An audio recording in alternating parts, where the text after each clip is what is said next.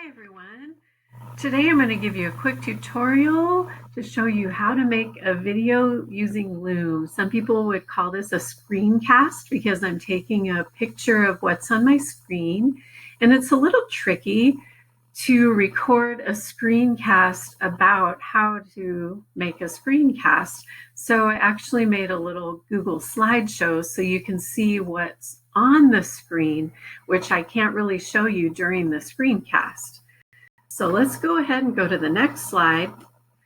The nice thing about Loom is it's available as a Google extension, a desktop application, and an app.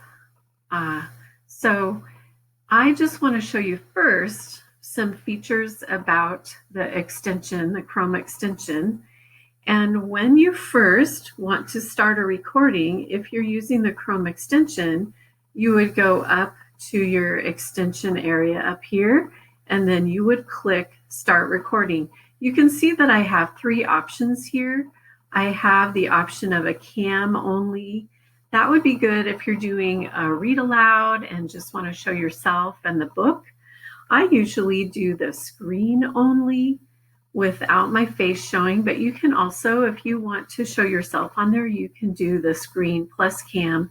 And in the extension version, there is also my Bitmoji, the Google symbol that shows up whenever I'm logged in.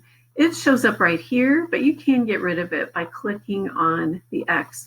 And I apologize for this menu bar down here. That's because I have this in a Google slideshow. So I hope that's not too distracting.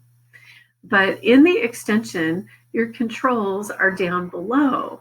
And you'll see when this little navigation bar goes away, that red arrow down there in the Chrome extension version, that's where you would stop your recording. And in the desktop application version, it's in a little different spot, and I'll show you in a bit. But anyway, that's how you would start. And one other option that's available in the extension, you can choose your full desktop or the current tab. The reason why you'd want to do a full desktop is because if you're going to switch back and forth between different tabs, if you're in a browser and you're going to go back and forth between a couple different windows, you would want to do the full desktop. If you do the current tab, it only lets you stay on that tab, and then you would have to talk about whatever you're doing elsewhere. If you went to a different location, a different web address, it would only show you one tab at a time. And so I usually choose the full desktop. You can see that my microphone audio is on, and so I'm going to go ahead and show you what it's going to look like at the end of your video. Once you click Start Recording, then you'll get a little countdown so that you'll know when it's actually recording you. So after you have taken your video screencast and you've gotten the footage that you want, then it's going to take you into this. This is kind of like your post video area where you can edit. You can do a lot of different things. And once again, this is still using the extension version, and it looks the same here as the desktop application.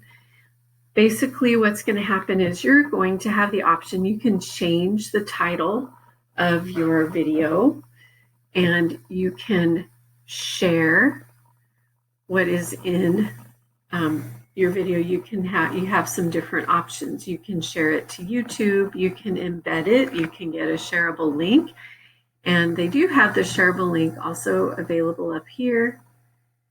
But there are a lot of different things that are available with this, and I am using the Loom Pro version, which is available free for teachers and students. If you're not a teacher or a student and you're just using the regular Loom version, I don't believe you have the option to invite people. I think that is only available in the Pro version. But what you will have, no matter which version you're using, you should have an option to trim You have an option to share a thumbnail if you want to create a custom cover for your video. I like to use Canva and create a cover so that when people are deciding whether or not they want to click on my video and watch it, I'll have the thumbnail there, which they can see. And the trim feature is very easy to use. So now what I'm going to do is I'm going to show you how it's a little bit different with the desktop app. The desktop app, you will just have the Loom symbol on your desktop, and once you click it, then this is what will show up. So it's pretty much the same as the extension version. The one thing that you do need to do if you're using the desktop application is you will have to open up the window that you actually want to record. You can still do that when you're viewing it at this version. You can open up the window that you want to record, and then when you click start recording, it'll do the same thing, a silent countdown.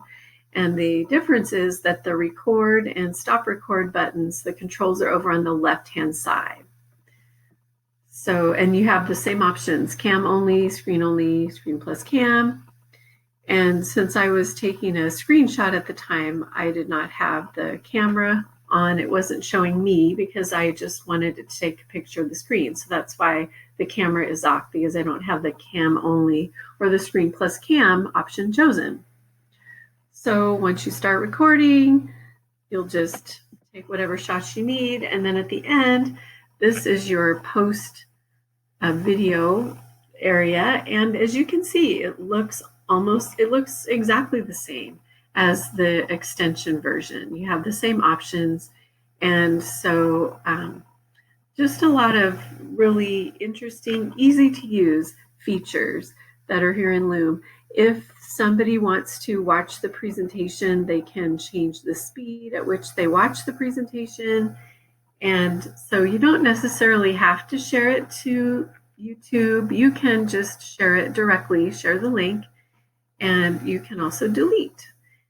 So anyway, one last thing I want to show is there is an app. This is what the app looks like in the App Store and Apple. And you can get this on your phone as well. So I hope you've learned a little bit today about how to use Loom and what to do when you are recording. It's a great tool, and I'm really glad they made Loom Pro free for students and teachers to use. Thanks for watching.